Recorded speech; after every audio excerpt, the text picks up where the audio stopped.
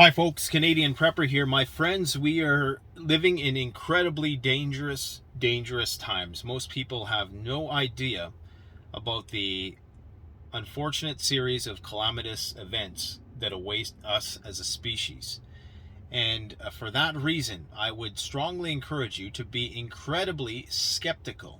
Okay, be incredibly scrutinous of the information that you are consuming right now. We are entering the era of deepfakes, and deepfakes are becoming so good that deepfakery, not only by video, but in terms of voice, is being used in this war to talk to various political representatives who think they're talking about different people and whatnot. But that's not the point of today's video. The point of today's video is that I believe, and I'm going to make a very, very bold prediction here, that Russia will use low-yield tactical nuclear weapons in this conflict.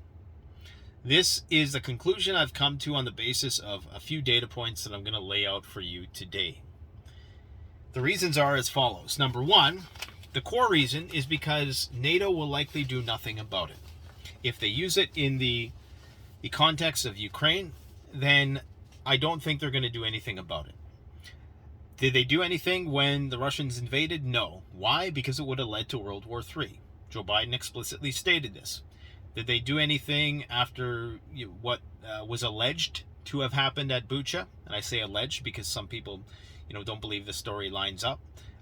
Regardless of whether or not you believe it happened as the Ukrainians say it did or not, the fact is NATO did nothing. They did nothing when the Russians took the nuclear power plants, when there was the Chernobyl incidents, when there was attacks on chemical facilities, various war crimes, allegations of war crimes throughout the country. Nothing was done. And nothing will be done when the use of tactical nuclear warheads is employed. The question is why? Why would they risk global condemnation, even more global condemnation than they're already facing, to use tactical nuclear warheads? Well, the answer is simple. It's that they are potentially running low on cruise missiles. Now, there was this myth being perpetuated in the early phases of this war that the Russians were running out of ammo. And at the time, we were like, that's complete and utter nonsense, okay? And let me decline this call here. Because the Russians are one of the primary suppliers of armaments to the rest of the world, okay? And we realized that that was BS then. But I just read an article today that reminded me that there may well be some limitations on the Russians' ability to bring these medium and short-range missile systems to bear, okay? So, after more than 3 months of war in what Russia calls a special military operation in Ukraine, Moscow has launched over 2,100 cruise missiles and short-range ballistic missiles in Ukraine. It's already exceeding the stock it has already used is unlikely, as Russia faces a Western embargo on critical materials and its human capital is not as high. So the materials required to make these weapons is going to be in shorter and shorter supply. Russia has access to a lot of the raw materials, but perhaps they don't have access to all the raw materials. They've used 8 different types of missiles in the war, and they say even if Russia can maintain a satisfactory production of such weapons in the foreseeable future, it will take at least 10 years to get back to the stockpile which it had when the war started. It should be noted that in the last decade, Russia manufactured only 55 Onyx missiles and about 50 Iskander-M. The production of caliber KH-101 and 9M729 depends on the availability of the respective engines, and several engines do not exist in abundant amounts. Analysts believe that Russia's annual production of the above missiles in total can in no case exceed 225 units. Well, guess what they do have an abundance of that's just sitting there collecting dust? Highly effective, low radiation, low yield nuclear weapons. Okay? That is what they have at their disposal.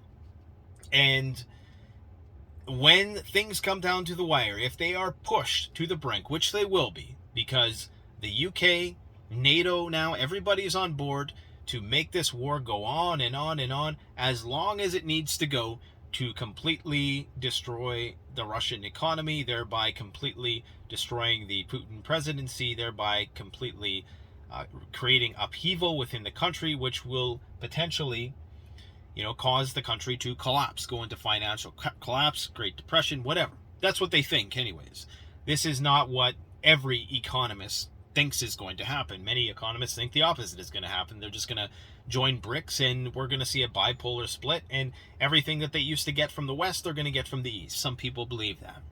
Regardless, they could be pushed to the point where they're in a position now, because the Ukrainians are using the HIMARS rockets to fire into territory which has been taken by the Russians, deep into that territory, and they are targeting Russian military bases. So if the Russians run out of these short-range missiles, what do you think they're going to do? You think they're going to just sit there and send guys into the meat grinder if they don't have to? If they have 1,000 to 2,000 tactical nuclear warheads and they know that NATO is not going to do anything about it because they can't?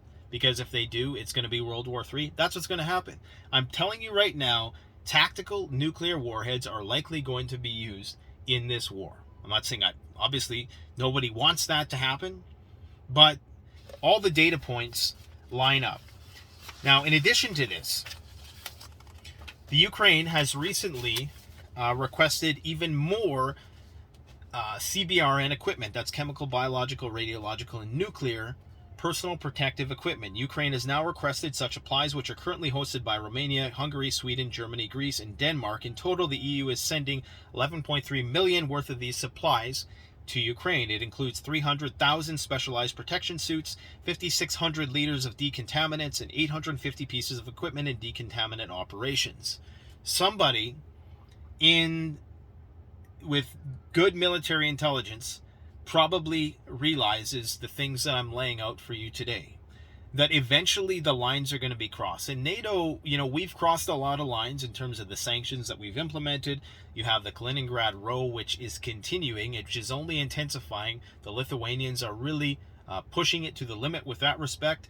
There is a major cyber attack that has been put on the Lithuanians, and that has I think one of the demands that the hackers made was that the embargo gets lifted, if you want to call it that, and they had 48 hours to do it, and apparently they haven't, and apparently this has caused a pretty widespread general destruction within the government's websites and various critical infrastructure. Okay, we have a situation developing in the Arctic by Svalbard, where there's this Russian mining operation in Svalbard, where I believe there's about 500 Russian nationals that have been cut off from receiving goods from Russia as a result of something similar that's happened in Lithuania. We're seeing potential threats in Crimea. Dmitry Medvedev, the former president, has said that an attack on the Crimea would, emphasis on would, not may, spark World War III.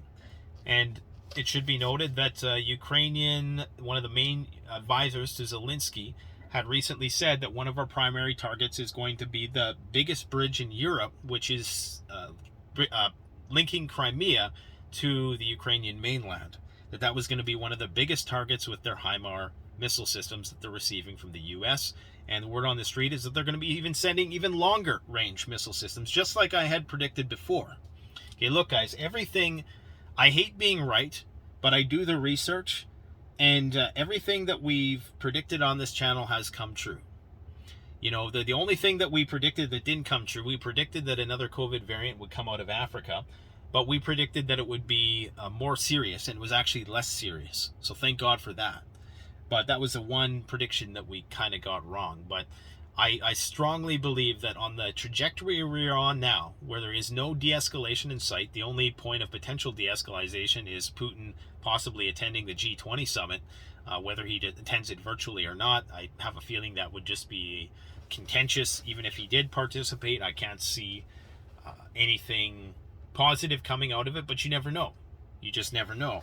But everything right now is lining up for an escalation, and at some point, Russia will run out of these medium-range missiles, these cruise missiles.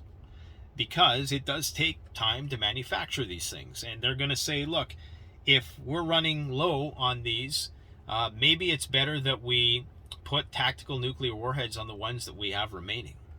They have a lot of other different types of missile systems. They have long-range missile systems. They have thermobaric bombs. They have a lot of potential ordnance to bring to bear. But at some point, they're going to say, look, if there's a military base clear as day, and instead of dropping a bunch of, artillery on it, that we're running low on, then why don't we just use one of the 1,000 to 2,000 nukes? I believe it's like 2,000 tactical nuclear warheads, according to Dr. Peter Vincent Fry. We're going to be releasing that video probably in the next couple days, so stay tuned for that. Peter Pry does not put at the top of his resume that he used to be a CIA agent. He does not. He's not outspoken about that because, unfortunately, there's a lot of people who confuse the role. Just like you can have a good cop and a bad cop, you can have good agents and bad agents. The agency itself was created for the purpose of defending the American people. And you need an agency like that in the world that we live in, because James Bond type stuff does happen, okay? And you need an agency that can have that high level of national security intelligence clearance. So you cannot diss the entire organization itself. There are patriots, there are people of integrity, and the irony is that the people who are accusing him of being some sort of